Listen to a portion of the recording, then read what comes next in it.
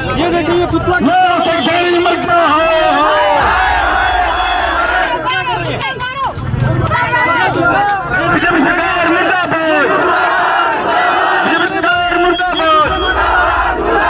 जी sir, कैसे हैं आप? धन्यवाद। पहले तो आपके चैनल का शोषित पीड़ित वंचितों की आवाज़ को बुलंद करने का काम करते हैं। गांव नंगथड़ा के अंदर ये 15 तारीख को घटना घटी है। 14 तारीख को पूरा देश बाबा साहब की जयंती मनाता है, पूरा विश्व बाबा साहब की जयंती मनाता है। और हरियाणा के हिसार के शहर में प्रधानमंत्री आके बाबा साहब के बारे में गुणगान करते हैं कि बाबा साहब ने कर दिया, बाबा साहब ने कर दिया, बाबा साहब ने कर दिया। लोग वहाँ पे आते हैं, देखते हैं। उसके बाद में गाँव नंगथड़ा में जाके 15 तारीख को रात के अंधेरे में आके बाबा साहब की प्रतिमा को खंडित करने का काम करते हैं। पहले तो पीछे से पत्थर मारते हैं, उसके बाद में उनके बाद में उनका चश्मा उखाड़ दिया जाता है, तोड़ दिया जाता है और फिर वहाँ से भाग जाते हैं। प्रशासन के लोग जब गांव सतर्क में आता है, आसपास के लोग सतर्क में आते हैं, हमारे जैसे लोग बुद्धिजीवी लोग, भाई रजत कलसन जैसे लोग हैं, वो उसमें आते हैं। कई वहाँ पे देखा तो पता चला कि इस की घटना यहाँ पे घटी है। बड़ी मशक्क़त के बाद में हमने डीएसपी से, एसएचओ से, एसपी साहब से बातचीत करके 3 लोगों को राउंड अप करवाया, जबकि 8 से 10 लोग हैं इस घटना को अंजाम देने के लिए, इस तरह की चीज़ों को अंजाम देने के लिए। 8 से 10 मतलब सीसीटीवी फुटेज देखी आपने? देखिए, जो घटना घटी है ना, वो बड़ी खतरनाक तरीके से घटती है। इनका मास्टरमाइंड कोई और होता है। इसमें कुछ लोग शेड्यूल कास्ट के भी हैं, एक लड़का इसमें शेड्यूल कास्ट का भी है और 2 लोग इसमें ओबीसी के हैं। इसके पीछे किसी के घर में दारू पी इन्होंने बैठ के, शराब पी के नशे में होके उन्होंने ऐसी घटना का अंजाम दिया। जब अधिकारी से पूछा जाता है कि ये घटना क्यों घटी, तो कहते हैं कि हमें तो कुछ मिलता नहीं, इन लोगों को मिल जाता है, हमारी नौकरियां लगती नहीं, इन लोगों की नौकरियां लग जाती है। अधिकारियों ने बात कही, मुझे बताया कि जो पकड़े गए उन लड़कों ने बताया पुलिस को। तो ये मानसिकता कहाँ से आती है? ये मानसिकता आती है अपने घरों से। जबकि बाबा साहब ने देश के लिए संविधान लिखा है, बाबा साहब के कंधों पे पूरा देश चलता है।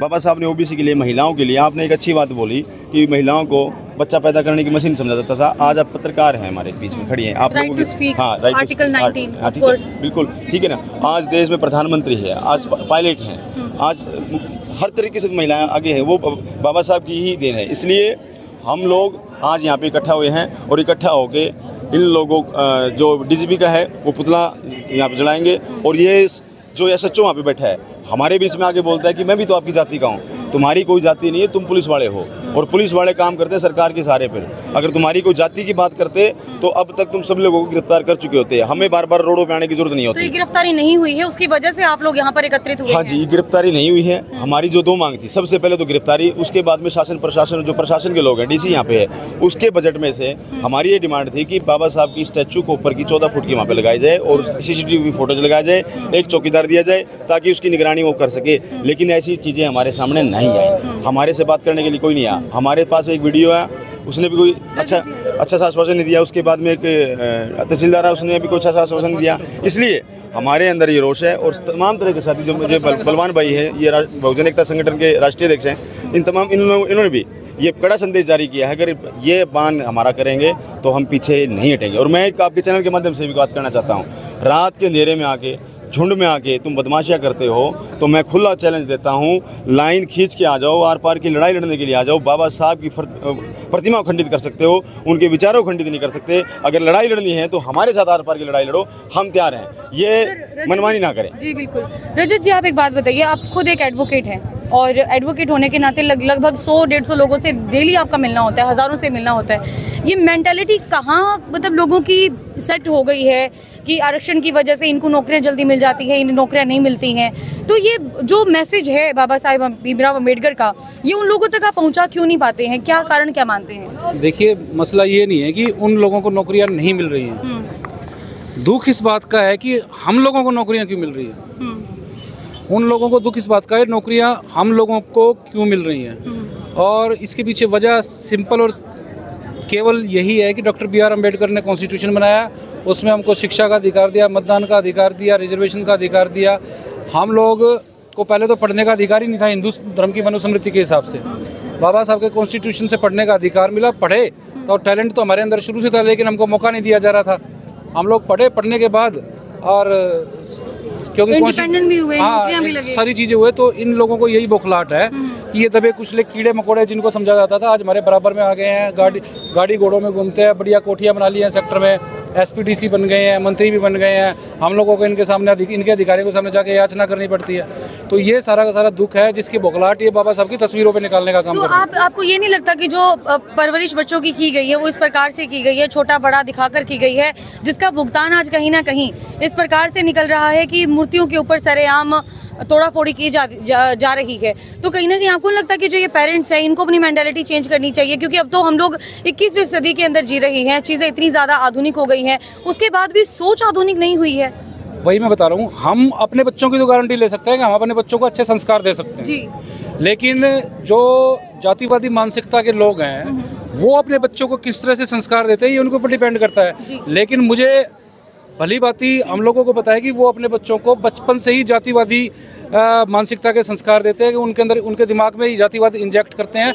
मैंने स्कूलों के भी बहुत सारे केस देखे हैं जहाँ छोटे छोटे बच्चे सो कॉल्ड बड़ी कम्युनिटी के एससी समाज के बच्चों को पता चलने का ये फलानी कम्युनिटी का है, उसको भी जाति सूचक मैंने बच्चों के केसेस देखे हैं।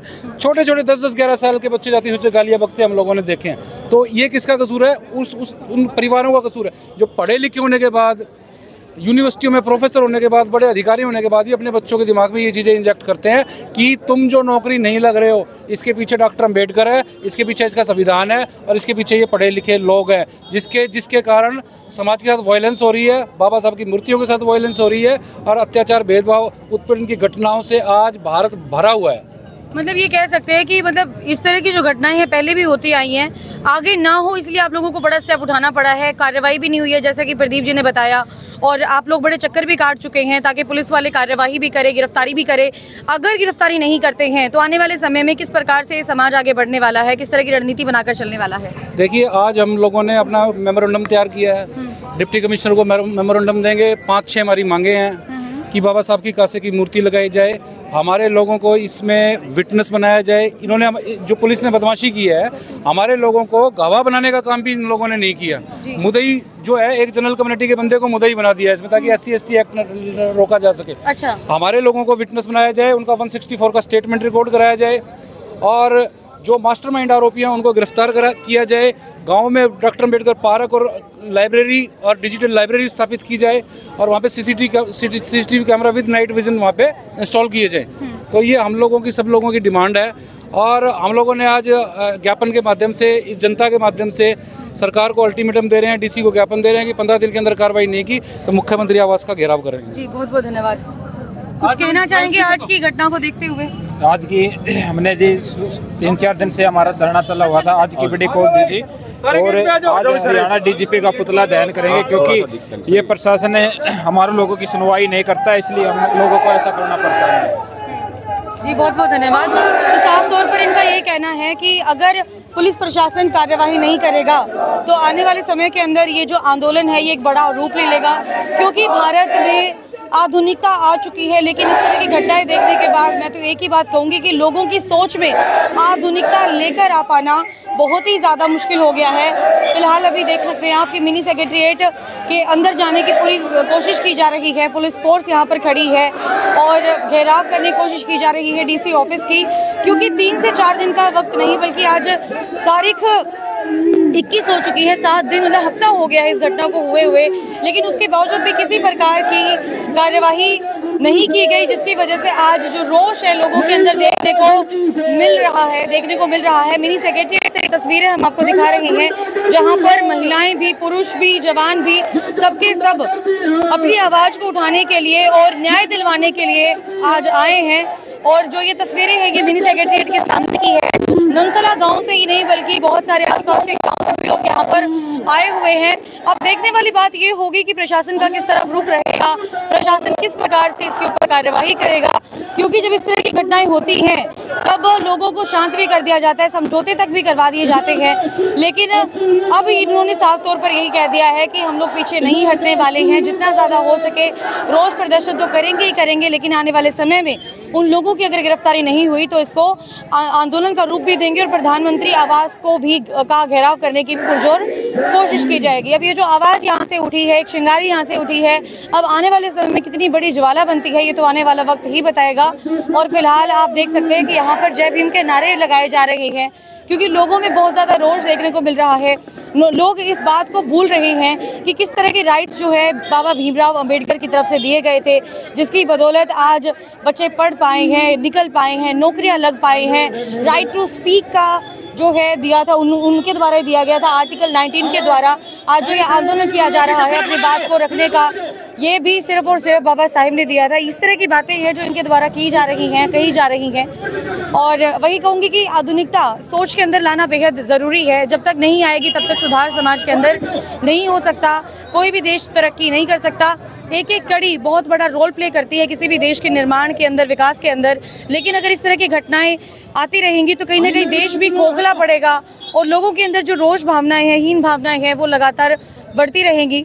और आज आप देख सकते हैं तस्वीरों के माध्यम से कि अभी पुतला फूंकने का काम किया जाएगा उन लोगों के खिलाफ जिन लोगों ने इतनी बड़ी घटना को अंजाम दिया। ये जो सीधी तस्वीरें हम दिखा रहे हैं ये हिसार के मिनी सेक्रेटेरिएट से दिखा रहे हैं आपको। हम लोगों के पुलिस अधिकारियों के साथ, कर्मचारियों के साथ आता थोड़ी सी फुटेज के लिए इस तरह की हरकत जो करता है मैं उसका समर्थन नहीं करता। पिछले जाओ सारे के सारे, पिछले जाओ सारे के सारे, कोई मतलब हुआ यार तुम्हारा ये?